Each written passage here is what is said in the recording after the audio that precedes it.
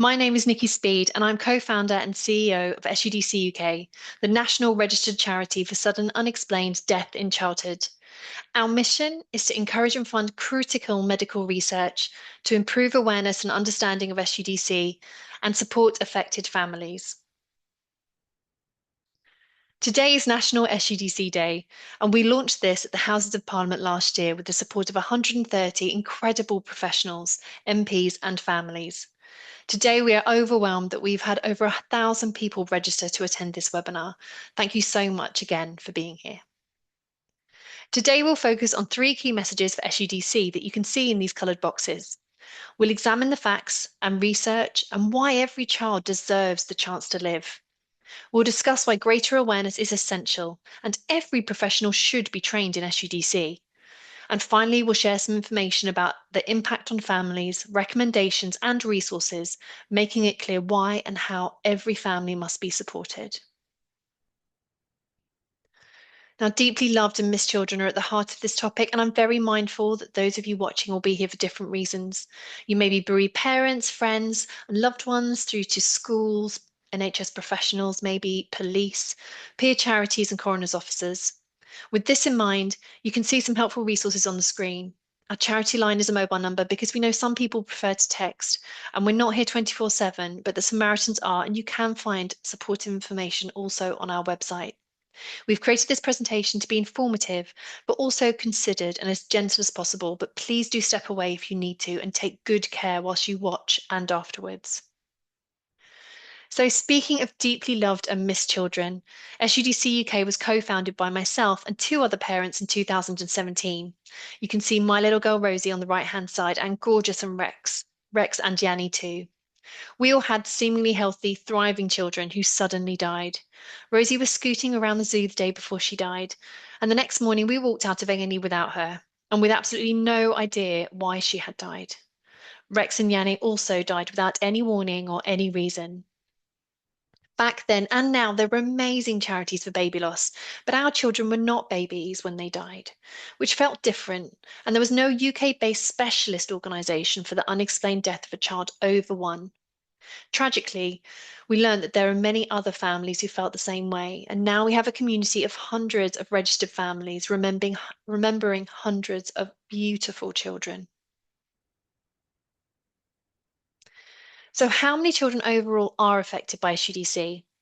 SUDC UK co-authored the first national report to critically analyse the data and ask this question. The National Child Mortality Database review told us that 30% of all child deaths are sudden and 19% of all child deaths are sudden and with no immediately apparent cause. There are clear processes to investigate these deaths, always led by a coroner or a procurator fiscal if you live in Scotland, or procurator fiscal. And most of these deaths will be explained by this investigation. However, we estimate from this report and national statistics that 40 deaths remain unexplained, and this number has not reduced over the years. More children will continue to die year on year, so we must take action to stop children dying without explanation. So how do you do that? Through research, because every child deserves a chance to live. To begin, I'd like to show a video to begin exploring this. And in this video, you hear some families share their stories and hear them say why they think research is important. Thank you.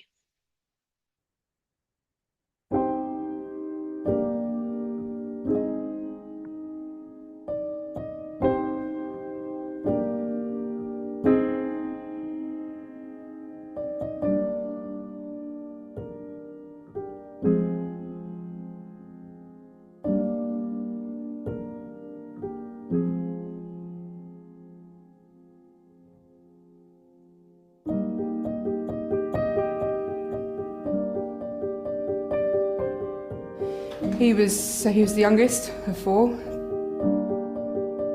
He was just so happy. She was a mini me, really. Everyone used to say, "Oh, Chloe looked like me." She's so lovely. She died just a couple of weeks before her third birthday. Jude was amazing. Yeah. He was the happiest child you could imagine. He was hilarious and naughty and fun.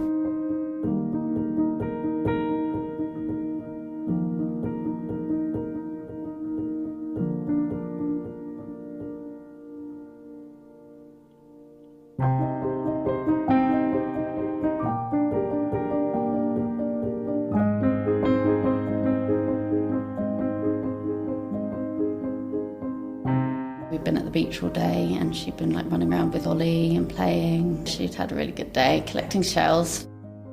Put her to bed that evening, and then 2 hours later I went in to check on them, and that's when I saw Chloe was sort of laid face down. Yeah, it was all quite a traumatic time.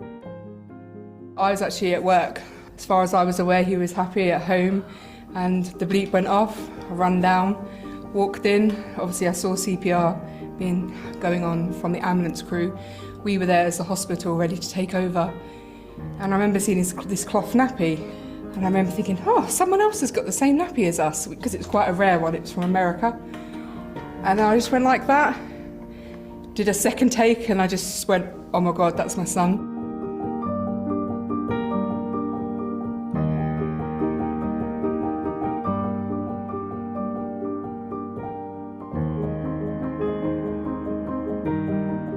In his short life that he had, we tried to fill it up as much as we could. Yeah, lots of special memories.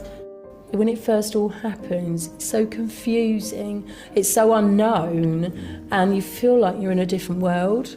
It is hard to explain, and it's not, you can't explain it, but you need that sort of support to say to you, it's all right. Suddenly when your child's stolen away from you, the only people who really understand are people who have also had their child stolen away from them. Knowing that there's other people that have unfortunately been in the same situation, but they can support you. Not knowing that you're on your own is very important, because it can feel quite lonely even as a couple. It was always just a thing that happened to somebody else, and then it happened to us, and so we made contact, didn't we? And we were embraced very, very, very quickly. It just felt like being kind of pulled in from this like storm that we were going through. We just had nowhere to really turn, and they reached out to us.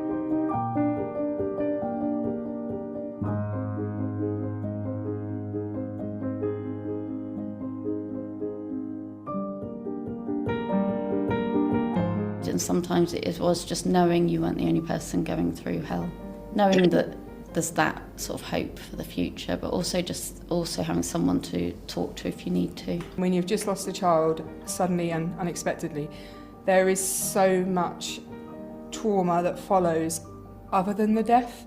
The investigations, the police, everything, the post-mortems, and these are not short processes. They can drag on for months.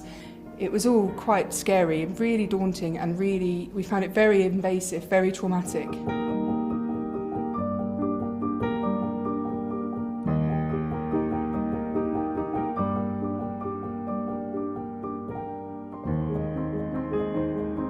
This is quite a sort of an amazing but quite a small charity. Like, why isn't this a much more urgent cause? Why isn't everyone talking about this? It's really important to get more funding, to get more research, and hopefully make it something that can be prevented in the future. These children are between 1 and 18, and there is not the investment and the dedication to research that there should be. And this is happening two times a fortnight for someone in the UK. They're no longer physically here, but this is our time special time. For Rex, for Rosie, for Yanni. Almost every family, without question, wants to stop this happening to another family. When we established the charity, the first thing that we wanted to do was to fund research, because I think we all felt, and all the kind of the wider families that we'd connected with, felt like they wanted to stop this happening to children in future, and they wanted to stop families having to have the experiences that we've had.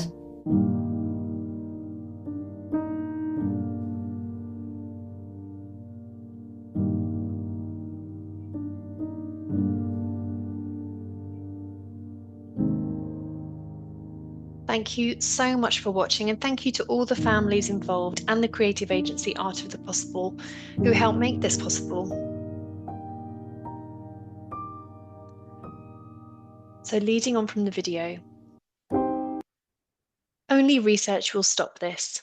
The first of our key messages: every child deserves a chance to live. We currently know very little about SUDC.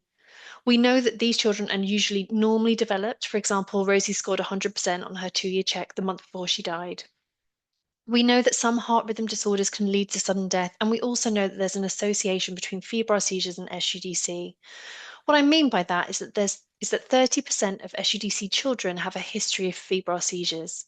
And this is about 10 times higher than in the general population. Now, please note that these are febrile seizures, and SUDC does not include children who have a medical history of epilepsy, or those cases where a clear cardiac cause is identified.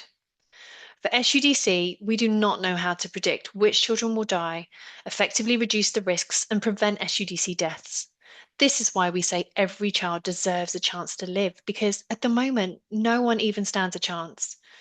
You may have heard of SIDS, or sudden infant death syndrome, which for context affects about 200 babies per year. Now, safer sleep for babies, including placing them on their back, is absolutely critical to mitigate the risk in that age group. But there is no evidence that this applies over the age of 1. There are currently no modifiable factors for SUDC. SADS is also a term you may have come across, and we support that if you have the opportunity to learn about heart screening, please do. Currently, SUDC means, well, basically it means we don't know why your child has died, and it's all lumped together as a category of death. But in reality, these are probably children where there's lots of different reasons why the children are dying. It's what doctors would call a heterogeneous group with multiple underlying diagnoses. And because every child deserves the chance to live, we need to do all we can to learn from each case, explore themes, identify risks, and develop preventative measures to reduce deaths. But that's really hard. So that's the research we need, but it's challenging because to do it well, you need consistent awareness, investigation, and certification and data collection. When a postmortem also takes place, it's really difficult to identify those functional things that we've discussed, like heart rhythm changes and seizures. But as you heard in the video, the greatest challenge is underinvestment and the lack of research. A crude online search tells us that if we look at unexplained deaths of a baby under 1, there have been over 13,000 research publications. But for these children between 1 and 18, there have only been 100. Now, as a parent, if I'm honest, I find this frustrating and really shocking. However, at SUDC UK, we are so inspired by this and know that it presents a huge opportunity to save lives. Peter Fleming is one of our scientific advisors, and you can see all our esteemed advisors and trustees on our team page on the website, and we're really grateful for their support. Peter is a global SIDS expert and was the clinical lead in the Back to Sleep campaign of the 90s with Anne Diamond. He says, research into unexpected deaths in infancy has led to an 80% reduction in such deaths over the past 30 years. And he also says of older children, I am convinced that with the right research, we will soon be able to prevent many such deaths. So it's clear what we need to do. We just need to do it. And this is the right time to do it. Before there is research, you need to collect vital data and detailed information about each death, so this can be examined. Now, there are professionals across the country whose role it is to learn from these tragedies with the hope of preventing them in the future. And we have collaborated with NCMD so that the right questions are asked after a child has died. If you work in this field, please collect rich data and always include the family's perspective. Please flag any unexpected deaths where there are febrile seizures to NCMD, and please ensure that if there is no clear explanation, the death is always coded as sudden, unexpected, unexplained at CDOP. SUDC UK has experience in child death review, sometimes acting as a key worker in areas where they're still working towards their dedicated provision. And we also attend some CDOP meetings as charity representatives. So if you need assistance or you have a themed unexpected panel coming up and would like us to join, please do contact us. Finally, we know how emotional and important this work is, so thank you so much for all you do. SUDC UK has always championed that every family should be able to go to the end of scientific understanding to find out why their child has died. We also know the paralysing and very rational fear for siblings when one of your healthy children has died and no one can tell you why. In 2023, we helped launch a new genetic test for families affected by SUDC. We continue to this day to lead and support presentations and engagement about this new pathway. If you have any questions about genetic testing or medical referrals after SUDC, please contact us. Please ensure every family consents to retain samples for research, so they have the opportunity to do this in the first place. And also, every family should be offered an appointment with a paediatrician as soon as the report is available, with urgency, so that they are supported with appropriate referrals and care. Another area of dramatic progress is the Forum for Open Discussions about SUDC Research and its inclusion in at international conferences. We always knew that before research could be effective, there needed to be opportunities for sharing updates, debating hypotheses, and international collaboration. And SUDC UK now co-chairs the ISPID International Working Group for SUDC, alongside expert and researcher Laura Gold, the lead from the largest global dataset on SUDC called the SUDC Registry and Research Collaborative. So in summary, there has been progress and there is engagement. SUDC UK funds research, but we are grateful, for every penny that's donated to our small organisation. But government funding would make such a difference. We still can't identify which children are at risk or do anything to protect them, but we must soon, because every child deserves the chance to live, and we will get there together. Our second key message is that every professional should be trained in SUDC. There has never been consistent and embedded medical training of SUDC, and we have doctors, nurses, even paediatricians who are part of our bereaved community who never knew this was possible before their child died. Katie, a GP, beautifully articulates this here. Professional awareness is not just important at the time the child dies, but also if family have contact with a professional at any time afterwards, whether it be a visit to the GP or taking another child into A&E, maybe they become pregnant, or when another family member falls ill. It makes it so much harder when someone looks at you blankly when you mention SUDC, or you find yourself having to educate them. But it's not their fault. It's not been in the curriculum. We've championed for this through parliamentary events, and recently there has been progress, with SUDC UK attending the Royal College of Paediatrics and Child Health as faculty on a course supporting training for paediatricians. We've been invited to create training videos for the Coroner Society and have done so, worked with the police, and also supported CDOP study days and Royal College conferences. There are now guidelines and resources specific for SUDC. There are the Royal College of Pathologists autopsy guidelines, good practice points for health visitors, a school toolkit, videos on tissue retention, GP care, and the impact of genetics after SUDC. So please look to our website for more information. SUDC UK offers free, bespoke medical, coroner, and police training sessions to support confident and compassionate care. Well-informed practice is crucial for families, especially during the immediate aftermath, when receiving the post-mortem report and when considering referrals. So please contact us if we can help in any way. There has also been recent improvements in political and public awareness. Now, this never occurred a decade ago, but now there's been impactful, informative press and media about SUDC, including a panorama programme that's still on iPlayer now.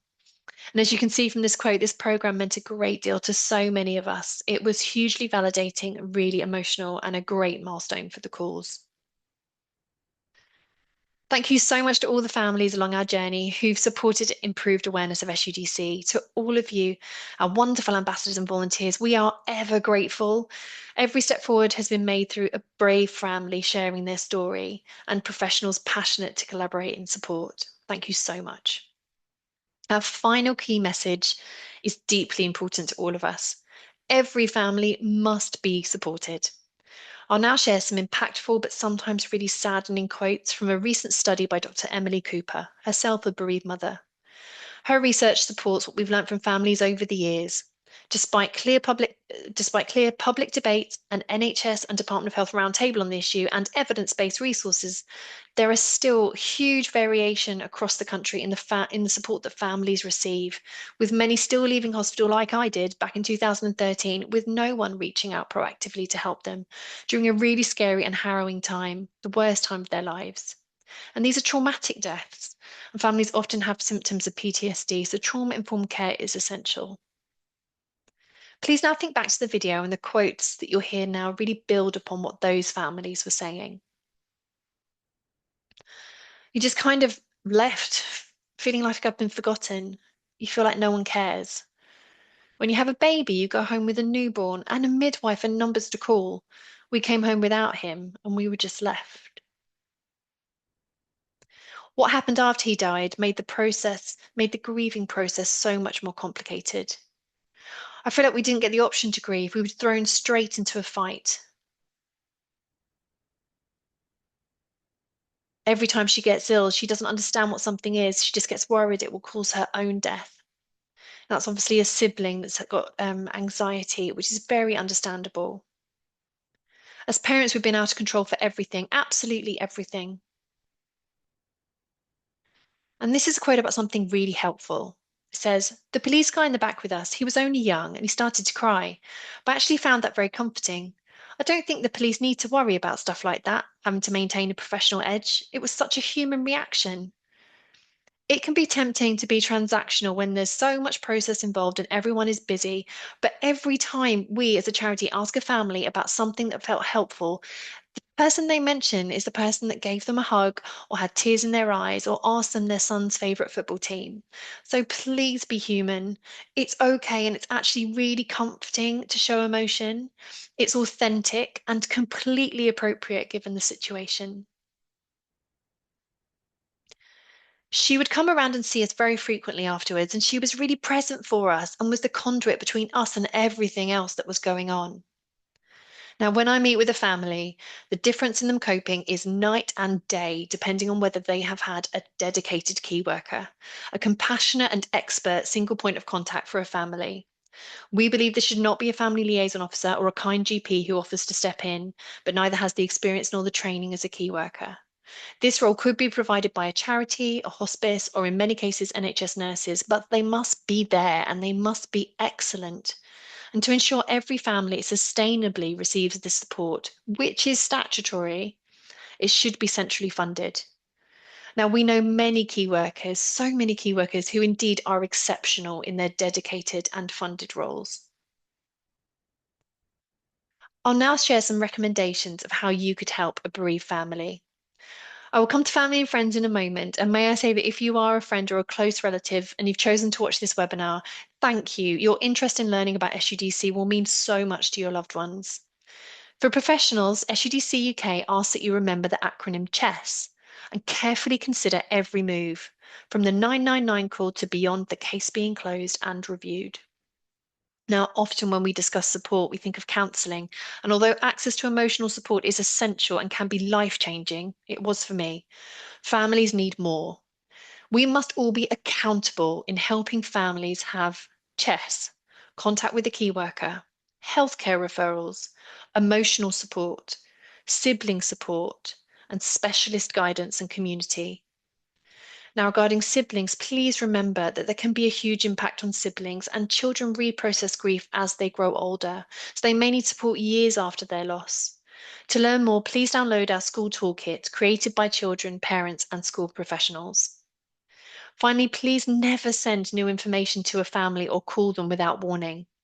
I always say that if a family's in the shops or in the school run and they get a call about their child and their child's death, they will say it's a good time. It is not. Please email or text them first so they can be in a safe space before the conversation. And you'll remember from the video that investigations can take many months. And while families sit waiting in deafening silence, a quick email with the subject header saying, "No new information, just checking in," really helps parents know that you haven't forgotten them and that you care. To family and friends, knowing what to say or how to help is so, so hard. Every bereaved parent's worst fear is that their child will not be remembered. And for me, talking about Rosie is the same as talking about any of my other children. So please say the child's name. It is so lovely to hear. Please ask gentle, open questions and share memories. It can be really upsetting when people avoid you after you've lost a child, or if it feels like your bereavement is the elephant in the room that no one really wants to discuss. So please acknowledge the loss. It means so much for someone to walk straight up to you and give you a hug and say, "I am so sorry." Specific offers of help are much easier to accept than vague ones. And asking, "How are you?" or "How are you doing?" it is just too loaded a question. It's too big. So please try asking, "How are you today?" Please be led by the family. Their reactions are all normal reactions, completely normal given this exceptional situation. And please always show warmth and listen and remember their beautiful children, especially in cards or in significant times of year. Now, I'm proud to be part of the Child Bereavement Training Facilitator team as well. And for more training, equipping you to provide the best possible care for bereaved families, you could also look to their excellent website. Now to evolve national policy regarding care. For the first time ever, there is a large, well-funded 3-year collaborative research project on support for families following sudden unexpected deaths in infancy and childhood. I'm a co-investigator in this study, and it's important that this helps with tangible changes, that the family voice is strong in the project, and that there is diverse charity and professional expertise. So if you'd like to learn more, please contact us and we'll connect you with the team. In addition to being a medical research charity and raising awareness, SUDC UK is a national bereavement charity, a member of the Child Bereavement Network. We have a range of services, including connection with professionals and peer support, specialist guidance and family events, and we collaborate with our affiliate, the SUDC Foundation, who provide a large online community and SUDC support groups. SUDC UK even sends out very special care packages when a family registers with us, and cards on significant days, always remembering their children. We are a specialist charity founded and run by parents who truly understand. We know what it feels like at 3 o'clock in the morning, or when your surviving child asks you why their sister died, or how it feels to go for cardiac screening and sit in that waiting room, or how it feels to be pregnant after SUDC. We do not provide regularly scheduled one-to-one counselling or crisis support, but we are here to answer questions as experts in this category of death and the national process. We will try our best to help families access the layers of support they need, and we're here for families led by their needs. You can refer to SUDC UK via our website. From the point of loss, postmortem does not need to be complete, and please do not wait. If an explanation becomes clear at any time, SUDC UK would continue to offer support for the family and provide helpful signposting. Thank you so much for your attention today. Please share these messages far and wide. Please help us take action to stop children dying without explanation. Every child deserves a chance to live, and every professional should be trained in SUDC. Every family must be supported. I'll now share 2 QR codes and 1 final story. If you're a supporter, please donate to make a difference and follow at SUDC UK on social media.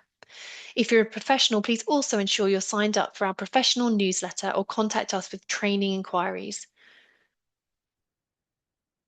And if you're a family member, to end today, I'm sharing a picture of this absolutely lovely mum who runs a company called Hope Springs Gardening.